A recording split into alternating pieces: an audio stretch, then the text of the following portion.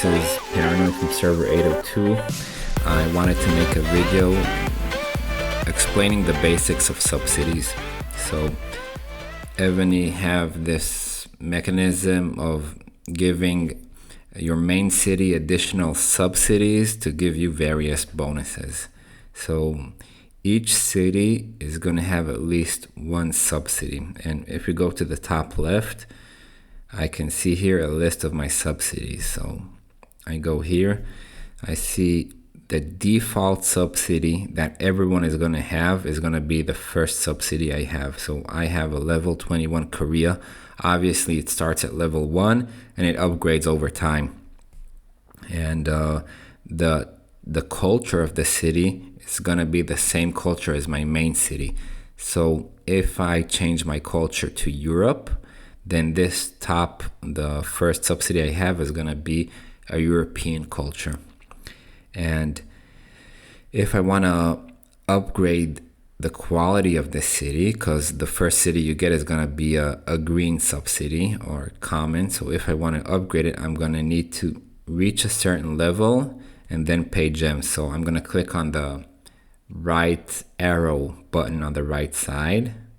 And I can see that if I want to upgrade the quality of the city, I need a level 25 keep and I need 2.5 million gems. So this usually is not a worthwhile investment for the bonuses that you get. So just hold off upgrading your subsidies. You can upgrade it to a blue or maybe to a purple, but I wouldn't go any farther for the start. So each player, when he starts the game, gets at a certain level, I guess, gets one subsidy. And click on it and you can see these 4 icons in the middle, the subordinate city buffs, and you can see what buffs you get. So since I'm a Korea culture, I get 12% extra resources. Let's go over real quick the buffs of each culture. So we said Korea, it has other buffs like storage warehouse, and that's it. But each different culture will give you a different buff. The main buff from America is the scientific research speed. And the Europe, the main buff it's going to give you is construction speed. The other ones usually aren't that important, like the general XP from monster kill. So let's say you're gonna upgrade a bunch of buildings from level 30 to level 35, theoretically. Then if you have a lot of European cities, then you're gonna cut down on the construction speed time, and you're gonna probably save a few days or a few weeks or even months of speed ups and build time. So for beginning players, Europe can be a good subsidy because it's gonna save you a lot of time upgrading your buildings. America can be pretty decent for beginners because it saves you the research time in the academy. And in my opinion, Korea is one of the best for beginners because you get extra resources from gathering. Then you have Japan, and the main bonus it gives you is troop attack bonus. So this is a purple one, it gives 8%. So the epic one probably gives you 10% or 12%. And I don't have them, but Russia gives you a bonus to your army when it's defending. So Japan gives you a bonus main city attacking troop attack. So when you're attacking with your main city, you get an attack bonus. And Russia is going to give you a bonus when you're defending. Arabia is going to give you a bonus to heal speed, I think, to healing speed in the hospital. So I think Arabia is not important at all. Japan and Russia are good for more advanced players, and generally Japan is considered the most valuable subsidy, but I think it's a little bit overrated. But nonetheless, for very advanced players, Japan is considered the best. But I value Korea very much because it gives me a bonus to resource gathering, and it's a bonus that's hard. It's hard to get this bonus from any place else, and it's very, very good for beginners. And Europe and America, which are also good. So basically those are the bonuses you get, and I have 9 out of 9 subsidies, and you might have a different limit, 8 or 7 or 6. So the limit of subsidies you have is depends on the rank you are. So if we go to rankings, ranking, and let's see rank detail. So Earl, Duke, and so on, Viscount. So Viscount, you can see subordinate city capacity +3. And Earl rank has a subordinate city capacity +4. The Duke has +5. The Archduke has +6. And I think Regent doesn't give you any further bonuses. It's also +6. So +6 is the most you can get. So the base, obviously the base you're going to have is a limit of 3 subsidies. And then you're going to want to rank up your rank so you can get more subsidies to get 9 out of 9. Having an extra 1 or 2 subsidies is a big difference. So for instance, I can have, instead of 7 subsidies, I can have 9. And that's 2 extra subsidies of construction speed plus 15%. So that's an extra 30% build speed. So it's very important to have the highest rank you can have by having a high prestige, so you can get the max amount of subsidies you can have. Like I said, the main subsidy depends on your culture. And let's take a look at one of these subsidies. What info do we have here?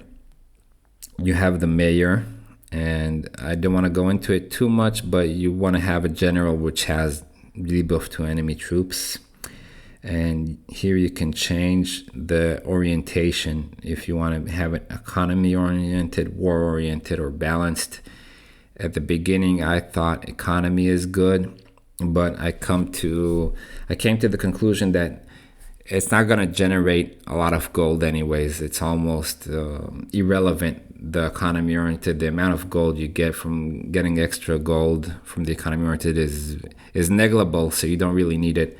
You want war oriented so you can regenerate your subordinate city troops faster, or you can put it at balance. That might be good as well. It doesn't change. It doesn't matter too much really. And you can see the bonuses you have for construction speed, the total troops you have, and so on. Let's see my buildings here. So the subsidies have 2 build slots, and one of them is usually locked. I must have unlocked this one. I'll go to a different city. Let's say I go to my European city and I go to my buildings. So you can see I only have 1 build spot, and I need to pay gems to unlock the other build slot. It's usually not worthwhile to unlock it because the subsidy level is hard to upgrade, and it's usually irrelevant. So that's a basic overview of a subsidy. This one. So the location of the main subsidy is gonna be the location of my city, okay? But the other subsidies I have are gonna have a different, unique physical location on the map. So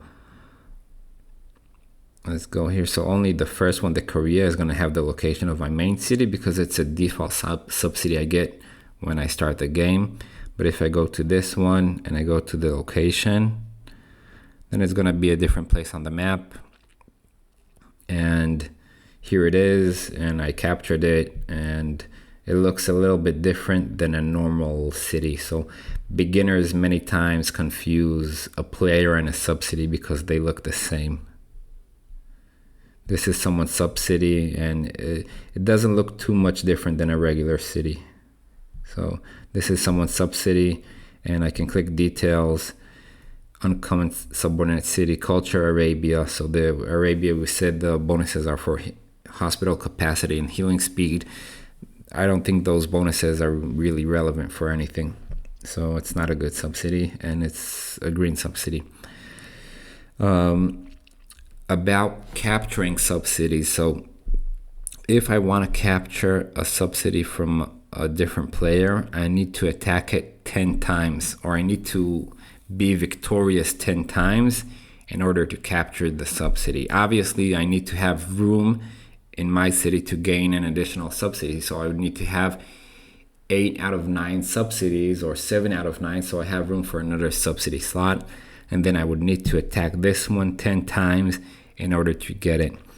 This is if a different player owns the subsidy. If it's just an unowned subsidy somewhere on the map, then attacking it once would be enough, and I would gain the subsidy. So that's for capturing subsidies. Each subsidy gives you a bonus, and you need to try and have as many subsidies as you want. Let's say I drop a subsidy. So let's go to my previous subsidy that I showed you guys.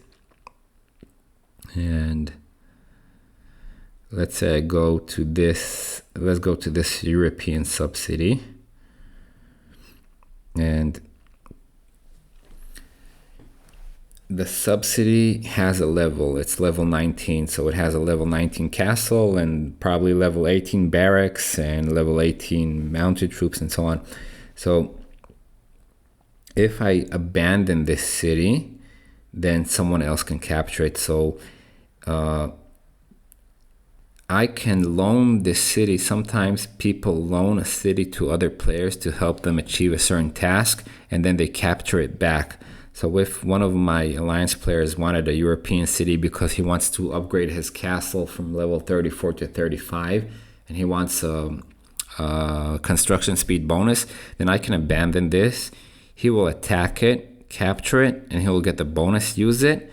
Then I can capture it back. So when I capture the city back, it will keep its level. So if you drop your subsidies and capture them sometime later in the future, you're going to keep the level that you have so far. So you're not going to lose anything.